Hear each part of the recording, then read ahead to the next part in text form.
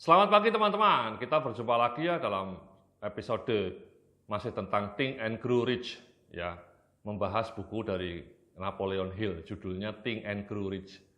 Bagaimana menjadi orang-orang yang makmur ya, berpikir dan tumbuh menjadi orang yang makmur. Ya.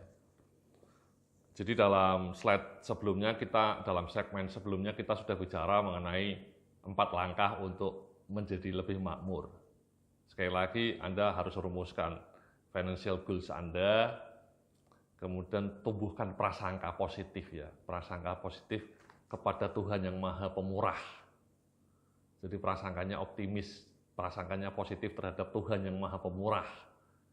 Yang ketiga, jadikan pelaksanaan action Anda sebagai daily habit, daily goal. Dan yang terakhir harus menjadi orang yang resourceful. Oke? Nah, di dalam slide berikut ini, di segmen berikut ini, di slide 32, ini saya mau cerita sedikit ya, mengenai 3 mentalitas miskin yang bisa membuat hidupmu nestapa dalam kepedihan. Ya, bisa Anda lihat di layar ya. Judulnya mengerikan ya, 3 mentalitas miskin yang membuat kita tenggelam dalam kenestapaan. Oke. Jadi 3 mentalitas miskin ini kalau bisa dihindari teman-teman ya. Jadi yang pertama di slide berikutnya itu playing victim.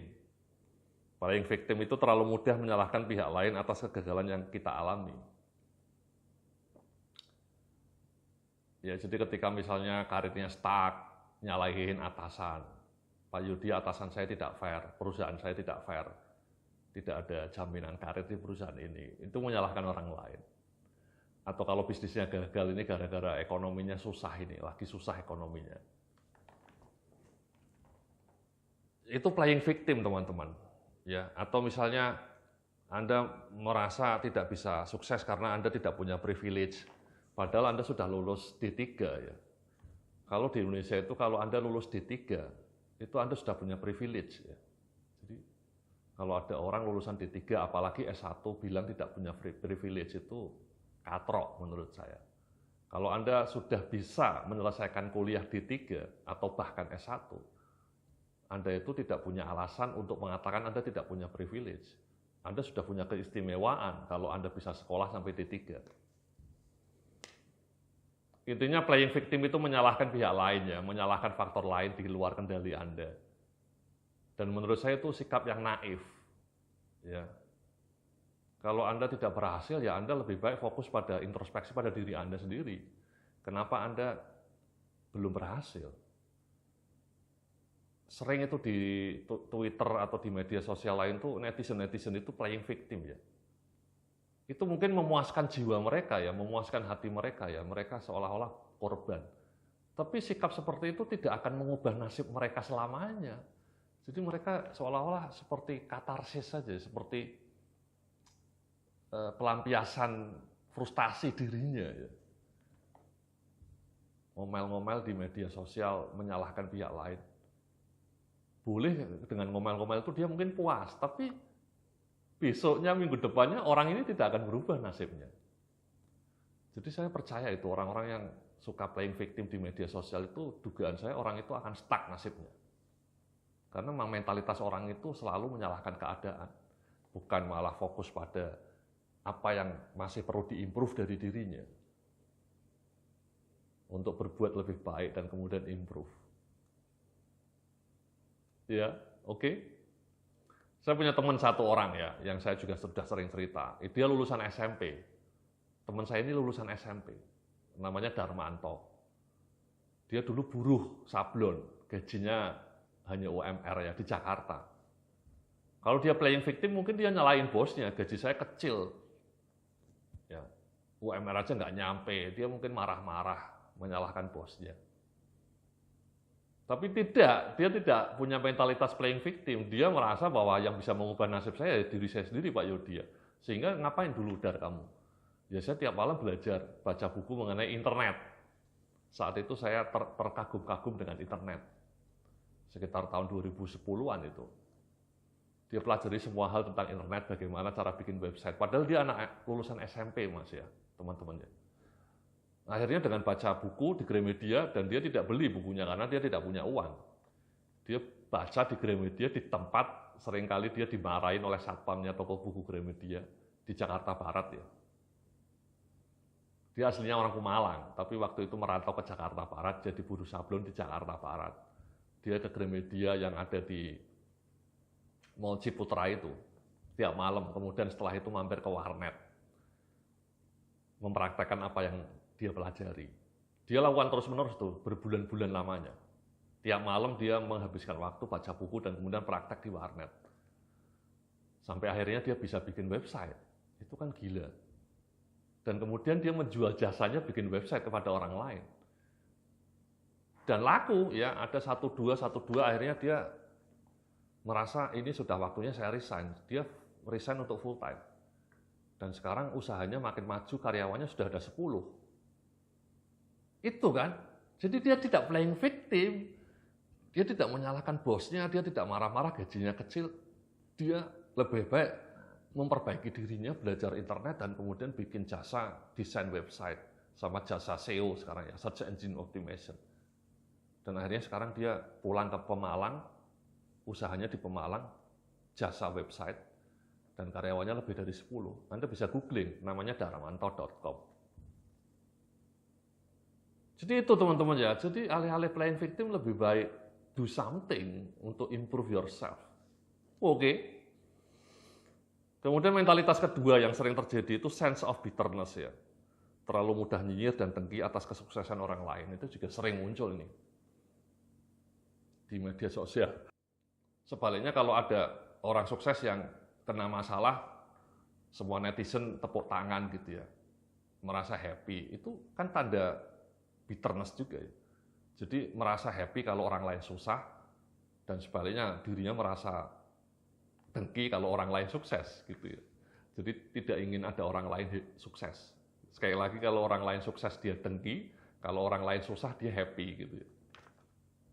Itu kan katrok. Itu sering sekali ya di media sosial, itu banyak komentar-komentar netizen yang dengki gitu ya. Sebenarnya cerminan dari dengki juga. Ya, sekali lagi, alih-alih ketika melihat orang lain kaya, sukses itu, ya syukuri saja, dan kemudian Anda lebih baik fokus apa yang bisa saya lakukan supaya saya juga bisa improve. Alih-alih Anda mengeluarkan komentar-komentar yang nyinyir, itu buang-buang waktu. Ya, abaikan saja. Kemudian yang terakhir ini juga sering terjadi mentalitas malas ya. Mentalitas malas dan tidak mau gigih berusaha tidak akan pernah bisa mengubah nasib hidupmu. Ya, itu netizen itu bisanya komentar nyinyir dan kemudian tidak pernah melakukan action secara konsisten. Kalau ada orang lain sukses marah-marah, dengki, giliran dirinya suruh berubah nggak mau, males soalnya ya. Lazy, suka rebahan, hanya main HP, lihat konten media sosial, lihat TikTok, lihat game, main game online berjam-jam. Bayangkan kalau waktu dia main media sosial atau main game online itu dia alokasikan untuk belajar bikin website misalnya kayak Darmanto tadi. Belajar mengenai cara melakukan digital marketing misalnya, atau belajar improve skill dia. Itu dia mungkin akan jauh lebih improve dalam waktu 12 bulan. Dalam 12 tahun ke depan, 12 bulan ke depan, orang ini akan menjadi lebih skillful. Kalau dia manfaatkan malam harinya itu untuk belajar improve dirinya. Alih-alih nonton YouTube, nonton media sosial, nonton TikTok, atau hanya untuk nonton game online. Gitu ya teman-teman ya. Saya aja yang sudah sekarang seperti ini aja, kalau tiap malam masih baca buku terus teman-teman. Sampai hari ini, saya itu tiap malam baca buku sekitar 2 jam. Sampai hari ini, saya nggak pernah nonton televisi kalau malamnya. Tidak pernah lagi nonton televisi, Netflix, atau YouTube kalau malam. Kalau malam saya habis maghrib selalu baca buku. Terus itu, saya lakukan bertahun-tahun. Habit saya itu baca buku, ya jadi ilmu saya nambah. Dan saya menjadi makin skillful. Dan saya menulis buku menjadi mudah karena bacaan saya banyak. Jadi bahkan yang seperti sekarang aja, yang katakanlah penghasilannya sudah di atas 1 miliar per tahun gitu ya. Saya masih tiap malam belajar terus. Baca buku terus, improve terus. Nah, sementara ada orang lain yang gajinya cuma 5 juta per bulan, suruh belajar, suruh improve, nggak mau gitu. Itu. Makanya yang kaya makin kaya, yang stuck, yang bisa nyinyir ya tetap stuck. Gitu ya teman-teman. Oke, nah terakhir nih di slide berikutnya ini juga sama mirip ya 5 alasan kenapa kebanyakan orang tidak bisa kaya hingga akhir hayatnya ya. Ini scary ini ya. 5 alasan kenapa sebagian besar orang tidak bisa kaya hingga akhir hayatnya. Ya, tidak bisa menjadi rich ya, think and grow rich-nya gagal total. Kenapa? Kata Napoleon Hill ada 5 faktor ini. Ya. Yang pertama pesimis ya, di slide berikutnya, di slide 37 ya, pesimis atau ragu dan tidak yakin dengan kemampuan dirinya. Acap kali musuh terbesar dalam meraih sukses itu adalah dirimu sendiri. Keraguan dan ketidakyakinan itu yang membunuh potensi besarmu. Ini penting nih teman-teman. Jadi kadang-kadang orang tidak mau bergerak karena sejak awal sudah pesimis. Sulit Pak Yudi ya, sulit, saya nggak bisa Pak Yudi, saya nggak bisa. Itu sulit, saya nggak sanggup. Itu kan artinya Anda sejak awal membunuh potensimu sendiri. Jadi musuh terbesar Anda itu memang betul itu. Selain nafsu, ya keraguan dirimu sendiri. Anda fokusnya pada kesulitan, Anda fokusnya pada problem, jadi belum bergerak sudah bilang sulit. Dan ketika menemui masalah kecil atau masalah langsung menyerah. Nggak bisa Pak Yudha, saya sudah nggak bisa. Ya Anda tidak akan bisa improve. Ya. Jadi tidak bisa improve teman-teman. Ya, karena sejak awal Anda sudah ragu gitu, sudah tidak yakin, sudah pesimis. Ya Anda tidak akan bisa bergerak maju karena sejak awal Anda sudah gentar duluan. Ya. Makanya untuk mengatasi ini saya selalu bilang mulailah dari langkah yang kecil. Inilah kenapa saya berkali-kali bilang bahwa kalau Anda mau melakukan perubahan besar itu nggak usah mulu-mulu. Start small, lakukan action pertama Anda itu action yang simple, yang mudah dilakukan. Bikin daily goal, bikin daily target yang so simple, yang so easy. Apa tujuannya? Supaya Anda tidak pesimis. Kenapa? Karena kan targetnya so easy. Masa sih kayak gitu aja saya nggak bisa. Masa nulis 1 halaman per hari aja saya nggak bisa. Dulu saya bilang kayak gitu. Bisa lah. Dan akhirnya karena saya yakin saya bisa, ya bisa. Jadi untuk membunuh rasa pesimisme di awal itu, untuk membunuh keraguan Anda di awal itu, lakukan langkah awal yang sederhana, yang simple, yang easy. Gitu ya teman-teman ya. Itu solusinya. Ya.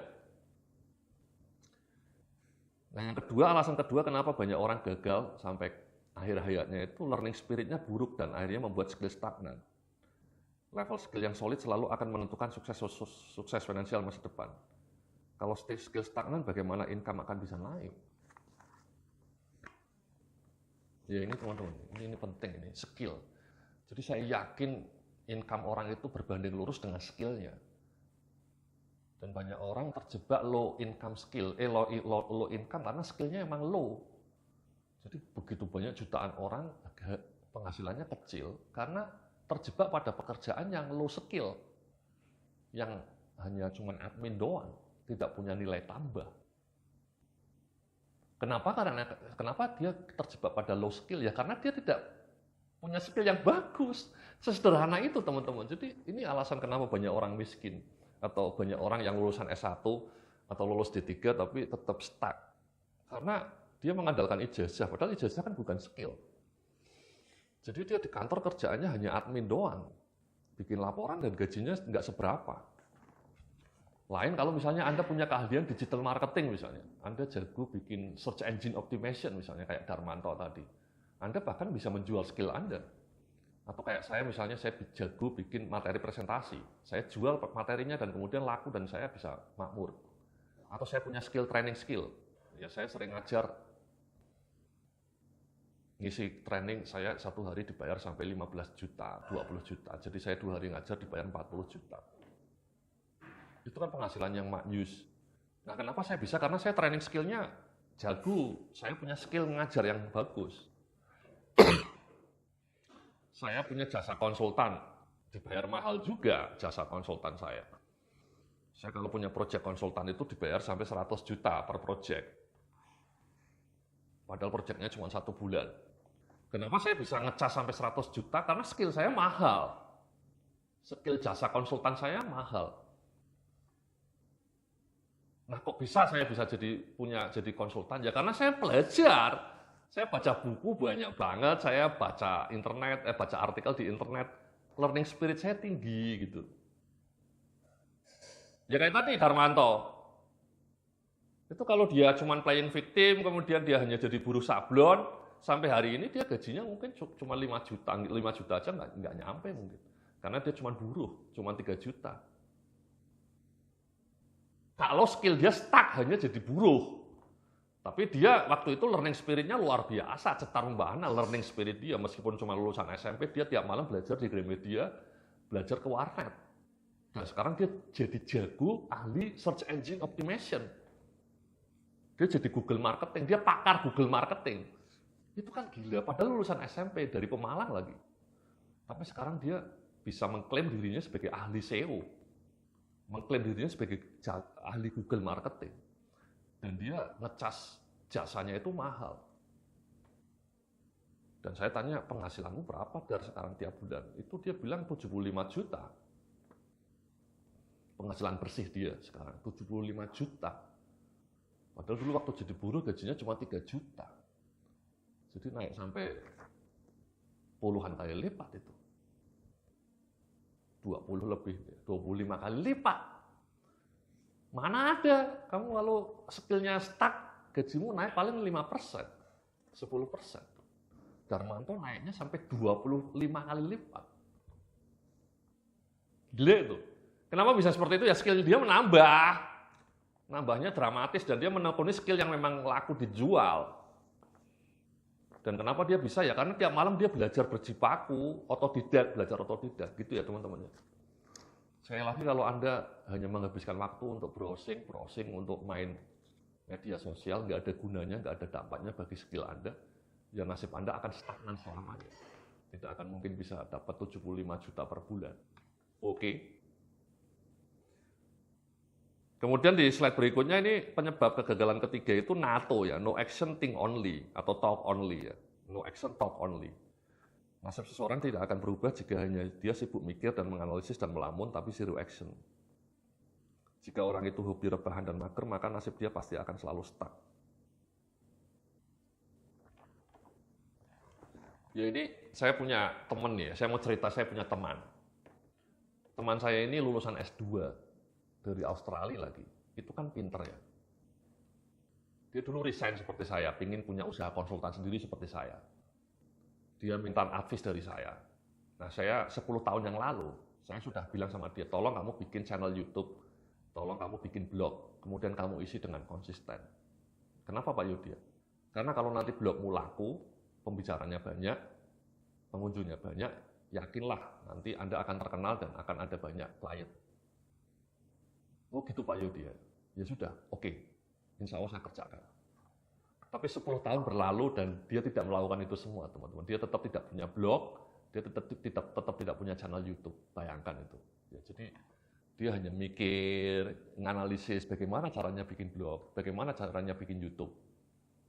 Dianalisis gitu, tapi tidak pernah action. 10 tahun lamanya. Sehingga sekarang dia kesulitan mencari klien dan kadang-kadang dia tidak punya uang karena tidak ada pemasukan. Itu kan mengerikan. Padahal dia lulusan S2. Dibandingkan dengan Darmanto yang hanya lulusan SMP. Nasibnya beda jauh. Padahal yang satu lulusan S2 dari luar negeri, yang satu cuma lulusan SMP. Ya, tapi dua orang ini punya mentalitas learning spirit yang beda.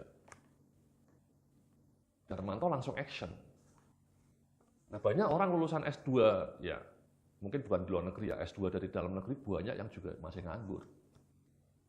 Yang hanya sibuk menganalisis, tapi actionnya zero gitu. Nah sekali lagi caranya bagaimana Pak supaya ada action, supaya tidak malas action tadi. Saya berkali-kali mengatakan action Anda di breakdown menjadi daily habit, yang small, yang simple, yang mudah dilakukan. Anda lakukan itu. Itu kunci saya, bisa nulis 12 buku. Jadi saya breakdown, kemudian saya lakukan, saya bisa bikin video kayak gini karena saya breakdown. Jadi saya breakdown menjadi daily goal yang simple, yang kecil. Kan daily kan simple Mas. Target harian kan kecil, saya nggak melihat target yang mulu-mulu. Pokoknya setiap hari saya bisa bikin 2 video, setiap hari saya bisa nulis 1 artikel. Itu kan kecil, daily goal. Tapi saya lakukan dengan konsisten. Dan akhirnya berhasil, gitu ya teman-teman. Jadi jangan jadi NATO. Untuk menghindari malas action tadi, pilih action yang kecil, yang simple, yang so easy, kemudian jadikan pelaksanaan action itu sebagai habit. Oke? Kemudian di slide berikutnya, kenapa banyak orang gagal menjadi kaya? Karena daya juang dan ketekunannya rendah. Ya. Jadi keuletan atau daya resiliensi yang kuat dan ketekunan untuk terus berjuang adalah kunci sukses. Tanpa ketekunan total, masa depanmu akan termehek-mehek dalam kenestapaan. Termehek-mehek teman-teman. Jadi tekun itu penting itu. Ya. Sekali lagi saya bisa nulis berhari-hari karena saya tekun. Dan apa kuncinya tekun tadi saya sudah bilang, rajin olahraga teman-teman. Kalau bisa Anda itu rajin olahraga. Jalan kaki tiap pagi, atau tiap sore renang, atau tiap akhir pekan goes. Ya naik sepeda itu akan menguji ketekunanmu, menguji disiplinmu. Ya. Dan ketika gagal ya jangan menyerah. Tadi saya sudah berkali-kali cerita, saya seringkali gagal juga. Marketing plan saya gagal. Saya iklan di media sosial gagal. Saya pernah bikin produk baru gagal. Ya. Saya pernah bikin produk baru, saya luncurkan yang beli sedikit. Daripada alih-alih marah-marah ya saya evaluasi kenapa ini gagal. Kemudian di produk berikutnya saya perbaiki. Itu teman-teman ya, improve. Be resourceful tadi saya cerita berkali-kali. Panjang akal, fokus pada solusi. Jadi ketika Anda punya problem itu fokus pada solusi teman-teman. Jangan fokus pada kesulitan, jangan fokus pada kesusahan. Fokus pada jalan keluar. Kalau jalan keluar A gagal, cari solusi B gagal, cari solusi C. Itu teman-teman. C gagal, cari solusi D gitu. Gitu kan? Oke, jadi fokus pada solusi ya. Solusi mindset B, saya bilangnya solution based mindset. Oke? Kemudian slide terakhir ya, kenapa banyak orang gagal menjadi kaya ya pelit mas ya. Orang yang pelit pasti jalan rezekinya akan mampet. Sebaliknya orang yang rajin berikan sedekah niscaya akan terbuka jalan rezekinya dari arah yang tak terduga-duga. Jadi jangan pelit ya, jangan pelit ilmunya juga. Pelit tidak hanya harta ya, pelit ilmu. Saya juga rajin berbagi ilmu kan. Saya sedekah ilmu saya sangat banyak. Di blog, saya bagi-bagi buku gratis. Di Twitter, di Instagram saya sering sharing. Itu sedekah saya, sedekah ilmu. Ilmu kan juga sedekah ya teman-teman ya. Tentu saya sedekah harta juga, sangat signifikan juga. Tapi itu teman-teman, jangan pelit. Ya, jangan pelit harta, jangan pelit bagi-bagi ilmu, jangan pelit memberikan bantuan. Saya yakin orang yang berbuat kebaikan itu pasti akan mendapatkan balasan yang baik juga. Jadi rajin-rajinlah berbuat kebaikan teman-teman. Berbuat baik pada teman kerja Anda, berbuat baik pada tetangga. Jangan pernah komentar nyinyir. Komentar nyinyir itu kan tidak disukai agama juga ya. Prasangkanya positif. Berbuat kebaikan, memberikan sedekah, sikapnya ramah, sopan. Jangan seperti netizen itu kalau komentar kasar-kasar semua itu kurang wise menurut saya. Kalau bisa tumbuhkan sikap kebaikan hati gitu. Saya yakin kalau Anda rajin berbuat kebaikan, kalau Anda rajin sedekah, kalau Anda rajin berbagi ilmu, ringan tangan membantu orang lain, itu yakinlah hidup Anda akan lebih barokah dan rezeki Anda juga akan lebih melimpah. Amin ya rabbal alamin. Itulah ya 5 alasan kenapa kebanyakan orang gagal jadi kaya. Di slide terakhir nih ya, ragu dengan kemampuan dirinya, skillnya stagnan karena malas belajar, no action, think only ya, sibuk analisis tapi no action, daya resiliensinya rendah dan kemudian pelit. Gitu ya. Itulah 5 hal yang membuat kita kadang-kadang menjadi stuck selamanya, termehek-mehek. Itulah materi saya mengenai Think and Grow Rich. Mudah-mudahan materi saya bisa bermanfaat bagi Anda dan kalau yang paling penting Anda praktekkan ya. Kalau Anda mempraktekkan apa yang tadi saya sampaikan, insya Allah hidup Anda akan menjadi lebih cetara membahana. Dan saya berdoa semoga rezeki Anda makin melimpah dan barokah. Amin. Terima kasih, salam sukses, penuh kemuliaan.